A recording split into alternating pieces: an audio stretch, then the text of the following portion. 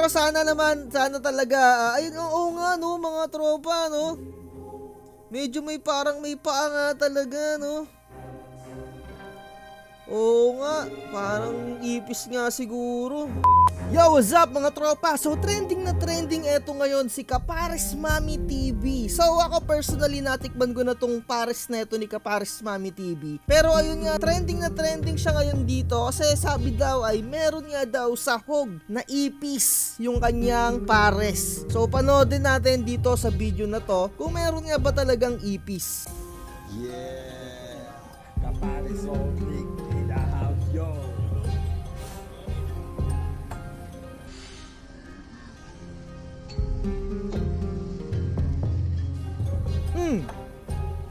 So, medyo mabilis yung video dito, no? Pero medyo i-forward natin at ulit-ulitin natin dun sa part nga na sinasabi nga daw na merong ipis. The house, yo.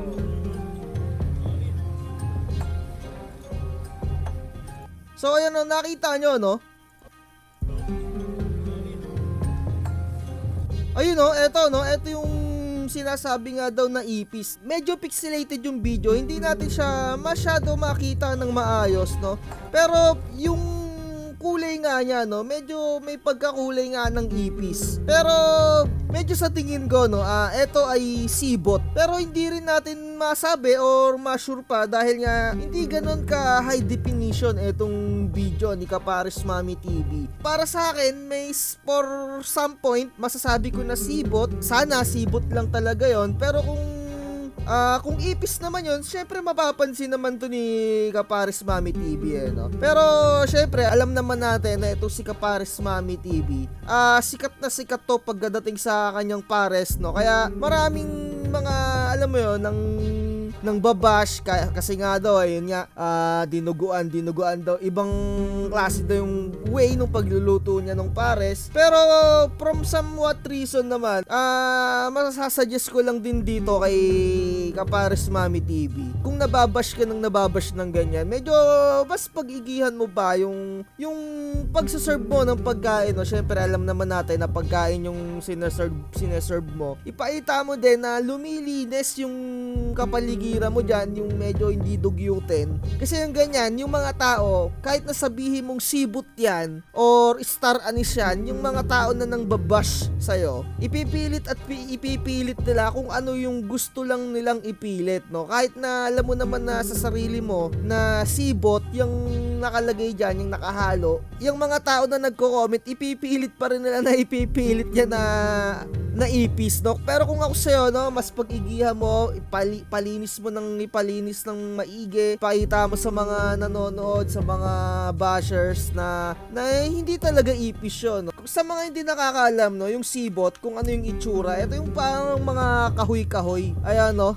Syempre ma-brown din yung itsura niya. Kapag ka hinahalo, syempre kapag ka nahahaluan na ng tubig, parang nagmumukha siyang ipis. Pero syempre, bigyan natin ng with the benefit of the doubt. Kung ipis man yan o sibot man yan, ipakita mo sa mga tao na maayos naman yung way mo ng pagsaserve ng mga pagkain, diba? Yun naman ang pinaka-importante kasi napapansin ko dito kay Kapares Mami TV. Kahit na maraming nambabash sa kanya, parang hindi pa rin nag-i-improve din yung pag-way nung pagluluto niya, ganun pa rin.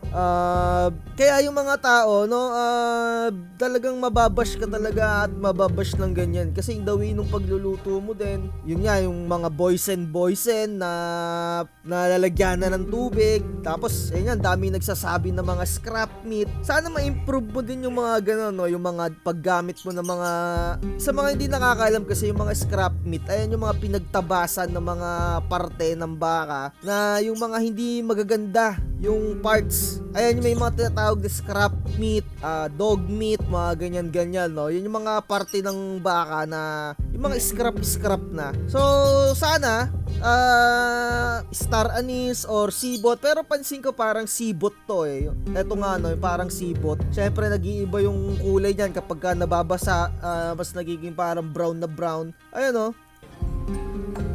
Ulit-ulitin natin, ayun, no. Slow mo rin natin.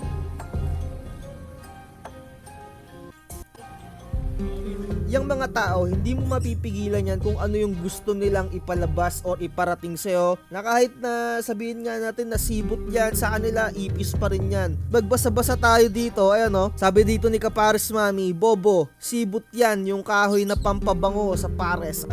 Ako naman talaga pansin ko, sibot nga talaga yan, kasi nga syempre, alam naman natin na yung mga tao talaga gusto lang nilang masabi kung ano yung gusto nilang ipalabas. Pero mapapayo ko nga dito kay Kapares Mami TV, i-improve mo pa yung dawi mo ng pagluluto. Syempre pagkain naman yung talagang sineserve mo dyan, hindi naman buti kung mga kapamilya mo lang yung kumakain yan, hindi no, yung sambayan ng Pilipino no. So magbasa-basa tayo ng comment dito. Ayan no, pinipilit nila nang ipinipilit na ipis nga daw yon no, dito ayan no. Etong ano na to, ayan no, etong photo na to, ayan, 'di ba? Maaring ipis, maaring sibot. Sana ma-improve mo pa yung pagdawi mo ng pagsuserve mo ng pagkain. Eto, magbasa-basa na lang tayo ng mga comment dito. Sobrang trending ngayon neto ni Kapares Mami TV. Mas lalo pa siyang nag-trending. May ganyan bang sibot? Kusinero din kami, maalam kami magluto. Ayun no. Dami ring nagsasabi na ipis no. Hindi kasi ganun ka-clear talaga yung video. Maaring hindi ko masabi nga rin kung ipis or sibot. Medyo 50-50 no. Syempre ito si Kapares Mami TV, i-depensahan din niya yung sarili niya no. Pero hopefully sana naman sibot talaga yon. Magbasa pa tayo, ipis kasama po ba yan sa lahok nyo pampalasa? Ang dami nag-comment dito no. Bakit binura mo idol tong comment ko? Anong comment nito no? Solid Kapares Mami TV, may sahog na ipis. Ayun no, eto nga no. Kakulay kasi talaga siya ng ipis no? Hindi natin eto medyo close up no. Super trending ka na naman, Kapares Mami TV. Ito yung sinasabi ko sa inyo mga tropa o mahihilig sa chismis no. Yung paggagawa niya ng pares, yung dawi niya ng paggawa ng pares no, ayun sa Boysen, 'di ba? Ayun, sana ma-improve yung dawi mo ng pagluluto, no? Syempre, alam naman natin na hindi food grade yung batya ng Boysen, 'di ba? Hopefully, sana ma-improve mo pa yung dawi mo ng pagluluto, hindi na yung masyadong dugyutin. Ito sabi dito, sibot mo mapula na may mga paa, bago na pala ngayon. Ito ang sibot, no? Pero sana talaga, ayun, oo nga no, mga tropa no. Medyo may paa nga talaga no. Oo nga, parang ipis nga siguro. Pero hindi pa rin kasi natin masabi, hindi ganoon ka HD no. Kung may nakakain na sumakit yung tiyan no, sana wala namang sumakit ng tiyan. Ito sabi ng comment dito ni Kapares Mami TV no. Hirap talaga pag walang mga alam sa buhay kundi manira. Oo nga no, may nakita tayong video no, ay photo, para nga talagang ipis, parang may paa. Hindi ko alam kung ginuhit yung paa na yon. Ito nga no, itong may paa nga no, mga tropa. Oh shit. So shoutout natin si Kapares Mami TV. Minsan nakakasama din natin yan. Ayun nga sinasabi ko din sa inyo. I was once na natikman ko rin yung pares ni Kapares Mami TV. Ayun nga, although mataba, sobrang daming taba, yung mga laman loob, andon yung mga halo. Talagang halo-halo na, laman loob, taba. Ayun yung ano neto ni Kapares Mami TV no, yung mga sahog niya. Kaso ito parang may nakuhaan na ipis dito. Pero sana naman hindi ipis to no. Ulit-ulitin natin. Kayo mga tropa, comment down below kung ipis ba talaga to o sibot. And then sana naman, ayun nga, paulit-ulit tayo. Sana ma-improve mo yung the way mo ng pagsuserve ng pagkain. Ayun lang. Like, share, and subscribe. Bye-bye.